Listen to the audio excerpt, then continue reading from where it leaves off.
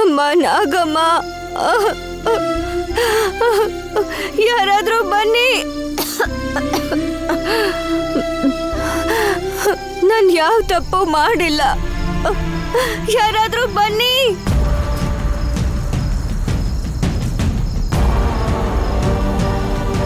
ಅಮ್ಮ ನಾಗಮ್ಮ, ನನ್ನನ್ನು ರಕ್ಷಿಸೋದಕ್ಕೆ ನೀನು ಬರ್ತೀಯ ಅಮ್ಮ. ಆಸೆ ಸಾಯೋಷ್ಟ್ರಲ್ಲಿ ನನ್ನ ಶ್ವಾಸನೇ ನಿಲ್ಲೋ ಹಾಗೆ ಕಾಣ್ತಿದೆ. ಸತ್ಯ ನಿಷ್ಠೆಯಿಂದ ಬದುಕ್ತಾ ಇದ್ದೆ ನಾನು. ನಾನು ಸುಳ್ಳೇನಾದ್ರೂ ಹೇಳಿದ್ರೆ, ಈ ಕೊಲೆ ಮಾಡಿದ್ದಿದ್ರೆ, ಈ ಮರದಿಂದ ಬರೋ ಕೆಟ್ಟ ಗಾಳಿ ನನ್ನ ಪ್ರಾಣನ ತೆಗೆದ್ಬಿಡುತ್ತೆ ಅಂತಂದ್ರು.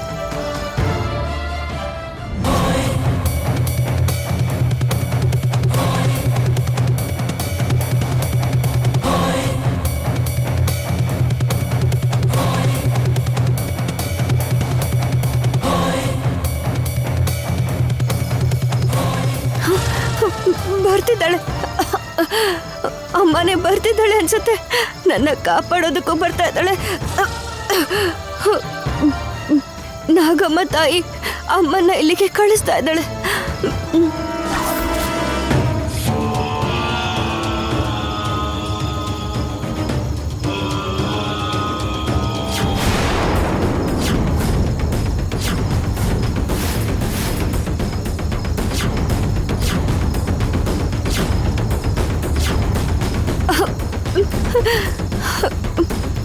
ಅಮ್ಮ ಅಲ್ಲ, ಭದ್ರಾವತಿ ಅಮ್ಮ ಅವರು.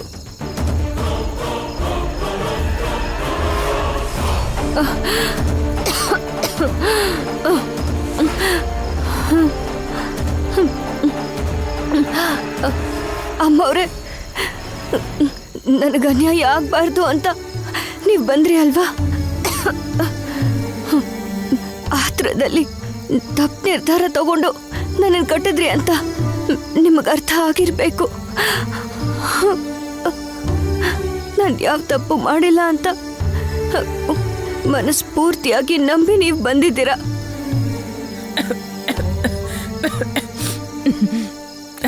ಸಾಯಕ್ಕೂ ಮುಂಚೆ ಬಾಯಿ ಬರ್ದಿರೋರು ಕೂಡ ಕುಯ್ಯೋ ಮೊರ್ರೋ ಅನ್ಕೊಂಡು ಮನಸ್ಸಿಗೆ ಏನ್ ಬರುತ್ತೋ ಅದನ್ನ ಹೇಳ್ಬೇಕು ಅಂತ ಅಂದ್ಕೋತಾರೆ.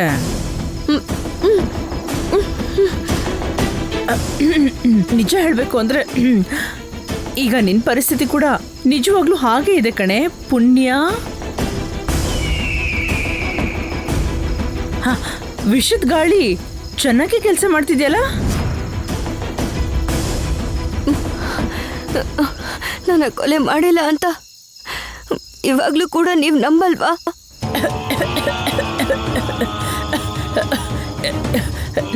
ನೀನು ಇನ್ನು ಸಾಯ್ಲಿಲ್ವಾ? ಸಾಯ್ತ್ಯಾ? ಅಷ್ಟಕ್ಕೂ ಯಾಕೆ ಸಾಯ್ತ್ಯಾ? ಈ ಪ್ರಶ್ನೆ ಎಲ್ಲ ನನ್ನ ಮನ್ಸಿಗೆ ಬಂತೆ. ಆದ್ರೆ ನೀನೇ ಕೊಲೆ ಮಾಡಿರೋದು ಅಂತ ನಿನಗೆ ಈ ರೀತಿ ಶಿಕ್ಷೆ ಕೊಟ್ರೆ ಯಾರು ನಿನ್ನ ಕಾಪಾಡ್ತಾರೆ? ಓ, ನಿಮ್ಮಮ್ಮ ನಾಗಮ್ಮ.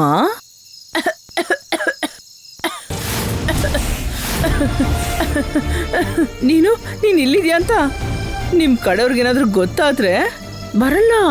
ಹಾ, ನನ್ನ ಭಕ್ತಿಗೆ ಇಂಥ ಗತಿ ಬಂದ್ಬಿಡ್ತಲ್ಲ ಅಂತ ನೀನ್ ನಾಗಮ್ಮ ಬಂದು ಅಂತ ಅಂದ್ಕೋ.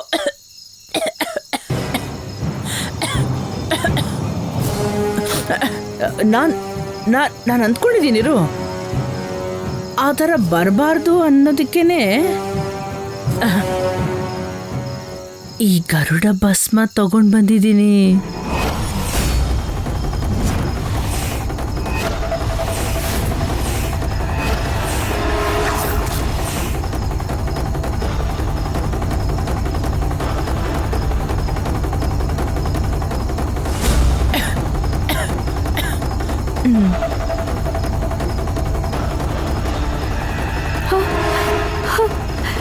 ಅಯ್ಯೋ ಬೇಡ ಅಮ್ಮ,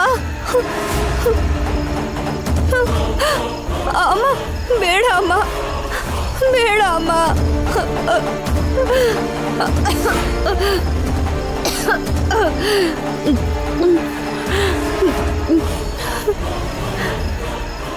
ಬೇಡ ಅಮ್ಮ.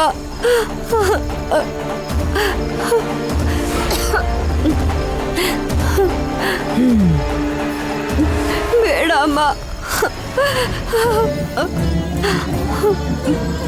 ನಾಗಮ್ಮ ಬರಲ್ಲ. ನನ್ನ ಮಾತನ್ನು ಕೇಳಿ ಗರುಡ ಭಸ್ಮನ್ ಚೆಲ್ಲಿ ಆ ತಾಯಿಗೆ ತೊಂದರೆ ಕೊಡಬೇಡಿ. ನಿಮ್ಮ ತಾಯಿ ಮಗಳ ಪ್ರೀತಿ ಏನು ಅಂತ ನಾನು ನೋಡಬೇಕು. ನಿನ್ನ ಮೇಲಿರೋ ಪ್ರೀತಿಯಿಂದ ನಿನ್ನ ಕಾಪಾಡೋದಕ್ಕೆ ಅಂತ ಬಂದಾಗ ನಿನ್ನೆ ಕಣ್ಣು ಮುಂದೆನೆ ನಾಗಮ್ಮ ಕಣ್ಣು ಮುಚ್ಚುತ್ತಾಳೆ. ಇಬ್ರು ಕೂಡ ಇಲ್ಲೇ ಪ್ರಾಣ ಬಿಟ್ಬಿಡ್ತೀರಾ. ಛೀ,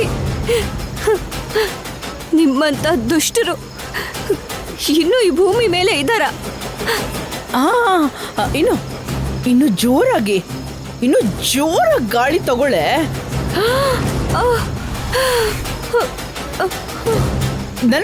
ನನಗೆ ಬೈತಿದ್ದಲ್ಲ, ತಗೊಳ್ಳೆ. ಇನ್ನು ಜೋರಾಗಿ ತಗೋ. ಮೊದಲು ನಿಮ್ಮಂಥವ್ರನ್ನ ಬದುಕೋದಕ್ಕೆ ಬಿಡಬಾರ್ದು. ನಿಮ್ಮನ್ನ ಆ ದೇವ್ರೇ ಸಾಯಿಸ್ಬಿಡ್ತಾನೆ. ಹುಚ್ಚಿ ಪುಣ್ಯ, ಜಾಸ್ತಿ ಬಾಯ್ ಬಿಡ್ಬೇಡ್ವೆ. ವಿಷದ ಗಾಳಿ ಮತ್ತೆ ನಿನ್ನ ಒಳಗಡೆ ಹೋಗಿ ನಿನ್ನ ರಕ್ತನಾಳನ ಹಿಂಡಿ ಹಿಪ್ಪೆ ಮಾಡಿಬಿಡುತ್ತೆ. ನಾನು ಇಲ್ಲಿಂದ ಆಚೆ ಬರಬೇಕು. ಆವಾಗ ನಿಮ್ಮ ಕತೆ ನೋಡ್ಕೊಳ್ತೀನಿ.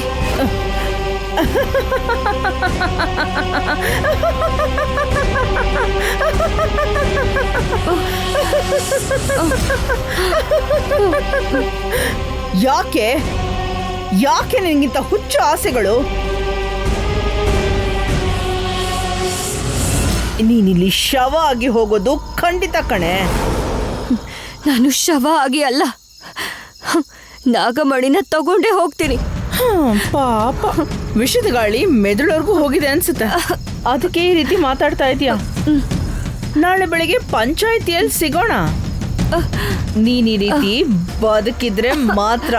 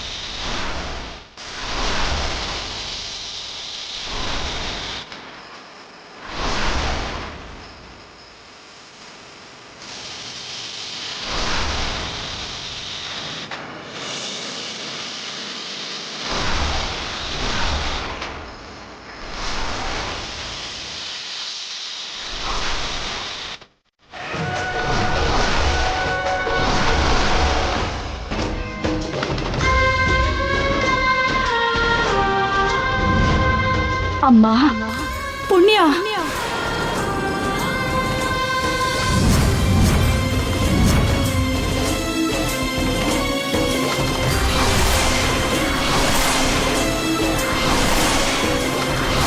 ಪುಣ್ಯ, ಅಮ್ಮ ಪುಣ್ಯ.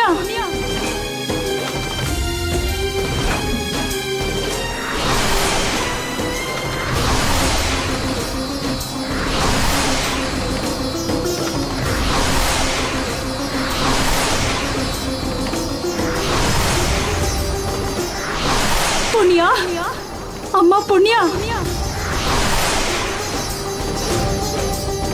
ಪುಣ್ಯ, ಅಮ್ಮ ಪುಣ್ಯ.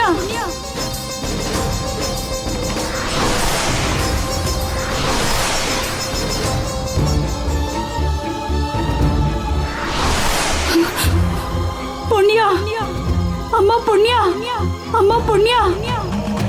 ಪುಣ್ಯ.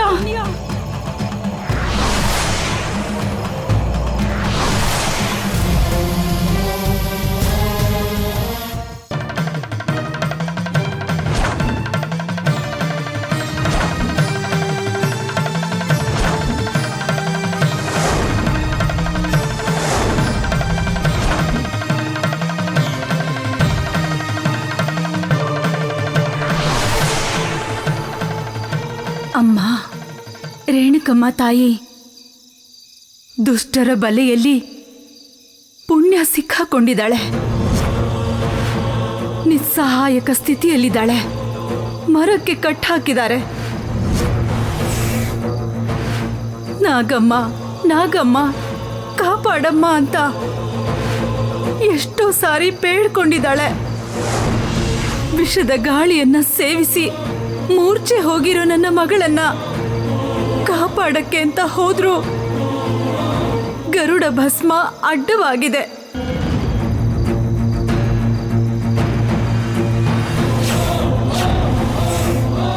ಗೆರೆಯನ್ನ ದಾಟೋಕ್ಕಾಗದೆ,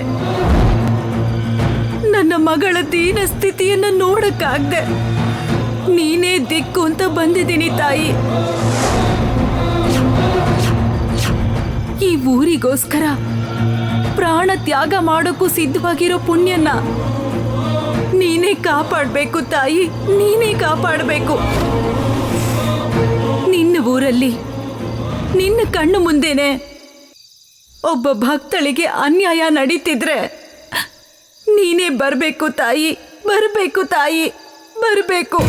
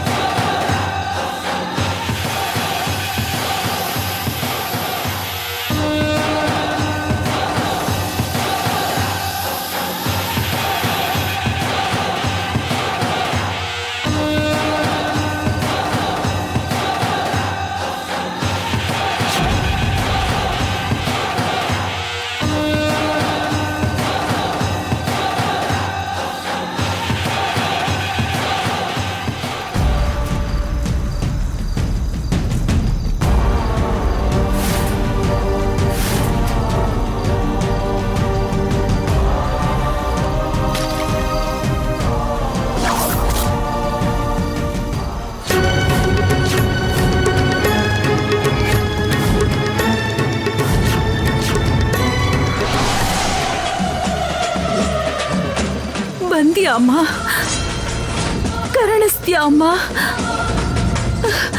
ಗ್ರಾಮ ದೇವತೆ ನೀನು. ನನ್ನ ಮಗಳನ್ನ ಕಾಪಾಡೋದಕ್ಕೆ ಬಂದ್ಯಾ? ಬಾಮ್ಮ, ಕಡೆ ಉಸಿರು ತಗೋತಿರೋ ನನ್ನ ಮಗಳನ್ನ ತೋರಿಸ್ತೀನಿ. ಗುರಿಯನ್ನ ಸಾಧಿಸೋ ದಾರಿಯಲ್ಲಿ ದ್ವೇಷಕ್ಕೆ ಗುರಿಯಾಗಿರೋ ಆ ಮಗುನ ತೋರಿಸ್ತೀನಿ. ನೀನೇ ಕಾಪಾಡಬೇಕು ತಾಯಿ, ನೀನೇ ಕಾಪಾಡಬೇಕು. ನಿನ್ನ ಕಷ್ಟನ ಅರ್ಥ ಮಾಡಿಕೊಂಡು ಮತ್ತೆ ಬಂದಿದ್ದೀನಿ ನಾಗಮ್ಮ. ಕಷ್ಟಗಳಿಗೆ ಕಾರ್ಪಣ್ಯಗಳಿಗೆ ಕನ್ಯಾ ಮುತ್ತೈದೆ ನೀನು. ಭಕ್ತರಿಗಾಗಿ ನಾನು ಇಲ್ಲಿಗೆ ಬಂದಿದ್ದೀನಿ. ಪುಣ್ಯನ ಹತ್ರ ಹೋಗೋಣ ಬಾ. ರೇಣುಕಮ್ಮ ತಾಯಿ ಪ್ರತ್ಯಕ್ಷಳಾಗಿದ್ದಾಳೆ ಅನ್ನೋ ವಿಷಯ ಪುಣ್ಯನ ಕಿವಿಗೆ ಬಿದ್ದರೆ ಸಾಕು, ಅವಳಿಗೆ ಸ್ವಲ್ಪನಾದ್ರೂ ಪ್ರಾಣ ಬರುತ್ತೆ.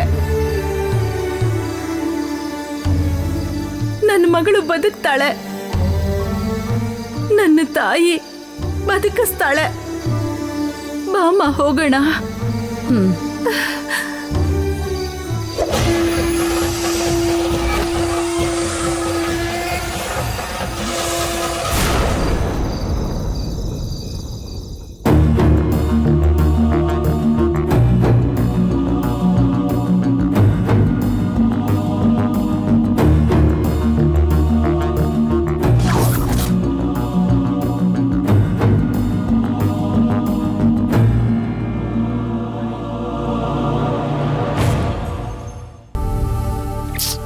ಪಾಪ ಪುಣ್ಯ ತುಂಬ ಒಳ್ಳೆ ಹುಡುಗಿ. ನಿಜವಾಗ್ಲೂ ಪುಣ್ಯ ಪ್ರೊಫೆಸರ್ನ ಸಾಯಿಸಿರಲ್ಲ. ಒಬ್ಬರಿಗೆ ಒಳ್ಳೇದನ್ನು ಬಯಸೋದು ಬಿಟ್ರೆ ಕೆಟ್ಟದ್ದು ಮಾಡೋದಂತ ಅವಳಿಗೆ ಗೊತ್ತಿಲ್ಲ. ನಾಗಮಣಿ ನಾಗಮಣಿ ಅಂಥೇಳಿ ಪ್ರಾಣಕ್ಕೆ ಅಪಾಯ ತಂದ್ಕೊಂಡ್ಲು. ಪಾಪ ಆ ಊರಲ್ಲಿರುವಾಗ ನನಗೆ ಊಟ ಹಾಕಿದ್ಲು, ನನಗೆಷ್ಟು ಸಹಾಯ ಮಾಡಿದ್ಲು.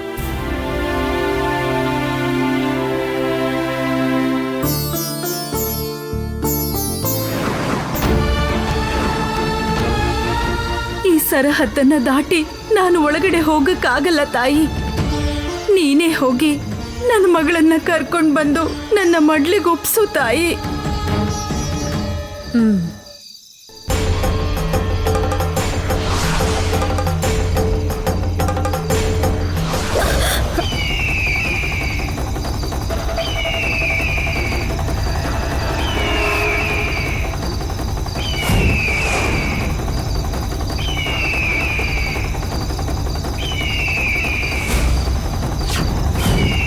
ನನ್ನನ್ನು ತಡೆಯೋ ಶಕ್ತಿ ಇದೆ ಅನ್ನೋ ಅಹಂಕಾರನ ಗರುಡ? ನಾನು ಒಬ್ಳೇ ಅಲ್ಲ, ಈ ಊರಿನ ಗ್ರಾಮ ದೇವತೆಗಳಿದ್ದಾರೆ. ಎಲ್ಲಮ್ಮ, ಮಾರಮ್ಮ, ದಾನಮ್ಮ, ಅಣ್ಣಮ್ಮ, ಎಲ್ಲರೂ ಇಲ್ಲಿಗೆ ಬನ್ನಿ.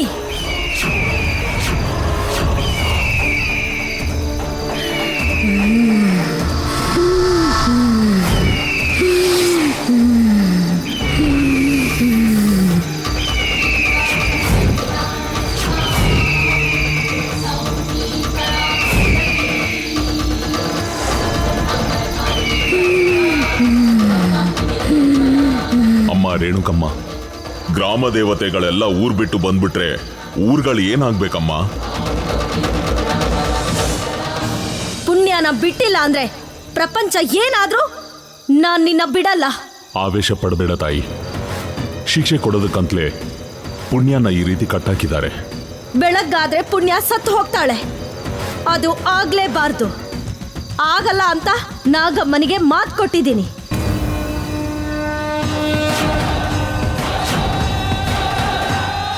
ನನ್ನ ಮಗಳು ಯಾವ ತಪ್ಪು ಮಾಡಿಲ್ಲ. ಆರೋಪ ಹೊತ್ಕೊಂಡು ತನ್ನ ಪ್ರಾಣನೇ ಬಲಿ ಕೊಡೋದು ಎಷ್ಟರ ಮಟ್ಟಿಗೆ ನ್ಯಾಯ? ರೇಣುಕಮ್ಮ ತಾಯಿ, ಕ್ರೋಧ ಕಮ್ಮಿ ಮಾಡ್ಕೋ. ಒಂದು ಒಪ್ಪಂದಕ್ಕೆ ಬರ್ತಿದ್ದೀನಿ ನಾಗಮ್ಮ. ಪುಣ್ಯ ಪ್ರಾಣ ಉಳಿಬೇಕು ಅಂದ್ರೆ ನಿನ್ಮೇಲೆ ಬಂಗ್ಲೆ ಒಳಗೆ ಬರಬಾರ್ದು.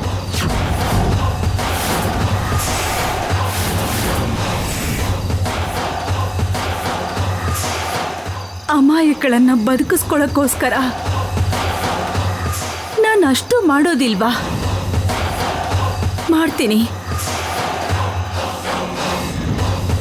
ಪುಣ್ಯ ಕೊಲೆ ಮಾಡಿಲ್ಲ ಅಂತ ಊರಿನವ್ರಿಗೆಲ್ಲ ಹೇಳಬೇಕು. ಹೇಳ್ತೀನಿ. ಆದ್ರೆ ಇವತ್ತು ರಾತ್ರಿ ನೀನು ಅವಳನ್ನ ಕರ್ಕೊಂಡು ಹೋಗ್ಬಾರ್ದು. ಒಂದ್ ವೇಳೆ ಕರ್ಕೊಂಡು ಹೋದ್ರೆ ಅವಳೇ ಕೊಲೆ ಮಾಡಿದಾಳೆ ಅನ್ಕೋತಾರೆ. ನಾಳೆ ನಾನು ಹೇಳಿದ ಮೇಲೆ ಬಂದು ಕರ್ಕೊಂಡು ಹೋಗು. ಅಷ್ಟರಲ್ಲಿ ಏನಾದ್ರೂ ಆದ್ರೆ, ನನ್ನ ಮಗಳ ಜೀವ ಹೋಯ್ತು ಅಂದ್ರೆ? ಏನೇ ನಡೆದ್ರು ದೇವರ ಇಚ್ಛೆ ಅನ್ಕೋ. ಆ ತರ ಹೇಗೆ ಅನ್ಕೊಳ್ಳಿ? ನಾಗಮ್ಮ, ಗರುಡ ರಾಜ ಮಾತು ಕೊಟ್ಟಿದ್ದಾನೆ, ಪುಣ್ಯಗೆ ಏನೂ ಆಗಲ್ಲ.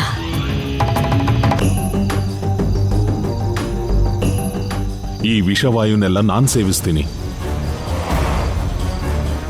ಸರಿ, ನಿನ್ನನ್ನ ನಂಬ್ತಾ ಇದ್ದೀನಿ. ತಾಯಿ ಮಾತನ್ನ ಕೇಳ್ತಿದ್ದೀನಿ. ನನ್ನ ಮಗಳಿಗೋಸ್ಕರ ನಾಳೆ ಸೂರ್ಯೋದಯಕ್ಕೆ ಬರ್ತೀನಿ. ತಾಯಿ, ಇದೆಲ್ಲದಕ್ಕೂ ನೀನೇ ಸಾಕ್ಷಿಯಮ್ಮ.